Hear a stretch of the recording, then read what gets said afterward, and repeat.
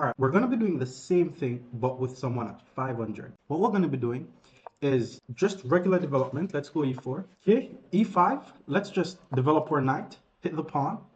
He guards the pawn, and now we're going to be playing the Italian game.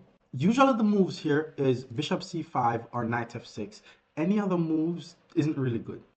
Knight f6 was played. Now we're at 500. They still don't know how to defend against the fried liver attack. And just as a disclaimer, playing the fried liver attack is moving the same piece more than once in the opening. But if you're aware of the principle that you're breaking, then you can break the principles. It's not about never break principles, but some persons just don't know that they're doing something wrong. Now, what we're going to be doing here is d5 is also correct. It blocks the communication between the bishop and the pawn, but now we're going to take. In this position, black should play knight a5 or knight d4. Any other move is wrong. Now, knight d4 was played, and it looks as if black knows what he's doing, but just to test if he knows what he's doing, I'm going to allow it. So I'm going to play d6. This is like the greedy version. This is how not to play it, by the way, guys. Like, this would be a person who, they go for the fried liver attack, and they're just trying to go for the fork. And remember I told you that playing the fried liver attack is breaking opening principles. So black now has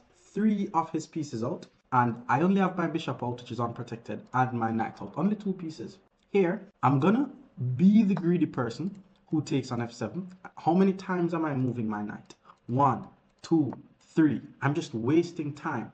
He moves his queen away, attacking my unprotected bishop, and he's also threatening g2. But again, this is the greedy side of chess players who break principles. Again, I move my knight 1, 2, 3. Now I'm going to take his rook, moving one knight 4 times. And all my opponent doing is improving his position.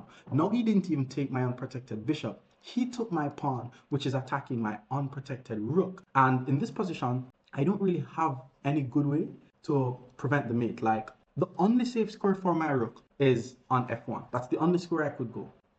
But now comes queen to e4 check. And the thing is, if I block with my queen, the knight is just going to simply take the queen, and I'm just going to lose the game, to be honest. But then if I block with my bishop, which looks like it's safe, it's actually not safe because my bishop is pinned, and that's why knight to f3 became a checkmate.